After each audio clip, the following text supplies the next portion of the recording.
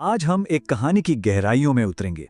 ये एक ऐसी कहानी है जो हमें याद दिलाती है कि कभी-कभी उम्मीद की सबसे तेज रोशनी जिंदगी के सबसे घने अंधेरे में ही मिलती है।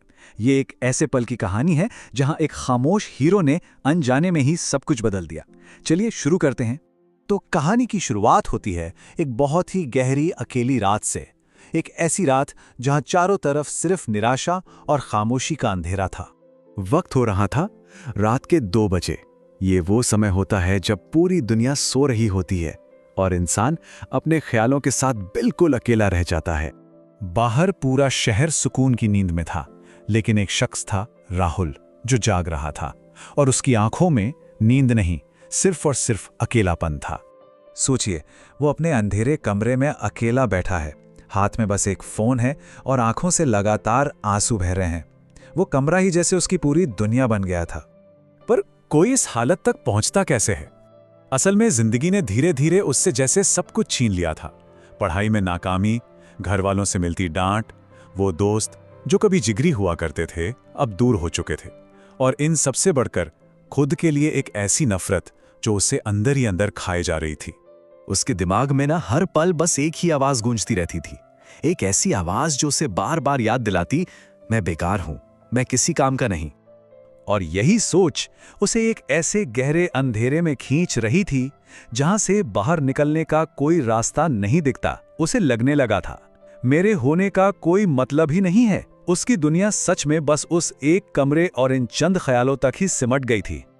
और फिर उसी रात, उसी अकेलेपन में उसने एक फैसला किया, एक ऐसा फैसला जो सब कुछ हमेशा के लिए खत्म कर सकता था।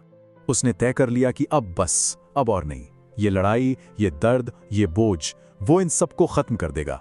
ये उसकी जिंदगी का सबसे मुश्किल और नाउम्मीद पल था। कांपते हुए हाथों से उसने अपना फोन उठाया और एक आखिरी मैसेज टाइप करना शुरू किया। आंसू फोन की स्क्रीन पर गिर रहे थे और हर शब्द में उसकी हिम्मत जवाब दे रही थी। उसने लिखा, सॉरी, मैं अब और नहीं लड़ सकता। उसकी उंगली बस सेंड बटन के ठीक ऊपर थी। सिर्फ एक पल की दूरी थी और सब खत्म हो जाता। लेकिन ठीक उसी पल एक ऐसी आवाज आई जिसकी कोई उम्मीद नहीं थी। एक ऐसी आवाज जिसने उस अंधेरे को चीर दिया और कहानी का रुख ही मोड़ दिया। उसके फोन पर एक नोटिफिकेशन की आवाज हुई। एक मैसेज आया था उसके छोटे भाई का, और उस एक नोटिफिकेशन ने जैसे वक्त को वहीं थाम लिया। मैसेज बहुत सीधा सा था, मासूमियत से भरा हुआ। लिखा था, भैया सो गए क्या? इन 4 आसान से शब्दों में इतनी ताकत थी कि राहुल का कांपता हुआ हाथ वहीं का वहीं रुक गया। और फिर जो अगला मैसेज आया उसने राहुल को अंदर तक झकझोर कर रख दिया। आज स्कूल में सब पूछ रहे थे कि आप इतने चुप क्यों रहते हो। पता है मैंने क्या कहा? मैंने कहा, मेरे भैया हीरो हैं, बस थोड़ा परेशान हैं। हीरो, एक ऐसा शब्द जो राहुल खुद के लिए सोचना भी भूल चुका था। और आखिरी मैसेज ने जैसे राहुल के अंदर सब कुछ तोड़कर रख दिया। प्लीज जल्दी ठीक हो जाओ भैया, आप जब हंसते नहीं हो ना तो घर अच्छा नहीं लगता। इन शब्दों ने उसे यह एहसास दिलाया कि उसकी खुशी सिर्फ उसकी नहीं थी। उस पल राहुल सच में टूट गया, लेकिन इस बार वो हार की वजह से नहीं, बल्कि एक नए एहसास के साथ टूटा था। उसने वो आखिरी मैसेज डिलीट कर दिया और फोन को अपने सीने से लगाकर फूट फूट कर रोने लगा। और उन्हीं आंसुओं के बीच पहली बार एक नया ख्याल, एक नई उम्मीद जगी। शायद मैं उतना भी बेकार नहीं हूं जितना मैं खुद को समझता था। और इस तरह उस अंधेरी रात के बाद एक नई सुबह हुई, एक उम्मीद की सुबह, एक नए मकसद की सुबह। अगली सुबह पता नहीं कितने सालों में पहली बार राहुल ने अपने कमरे की खिड़की खोली।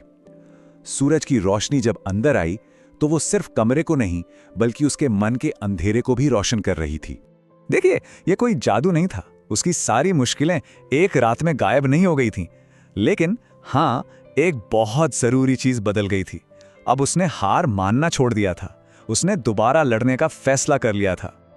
और ये कहानी हमें एक बहुत ताकतवर सोच के साथ छोड़ जाती है कि अगर कभी कोई इंसान टूट रहा हो तो उसे खुद को खत्म नहीं होने देना चाहिए, क्योंकि कहीं ना कहीं इस दुनिया में कोई है जो उसे अपना हीरो मानता है, भले ही उसे इस बात का जरा भी एहसास ना हो।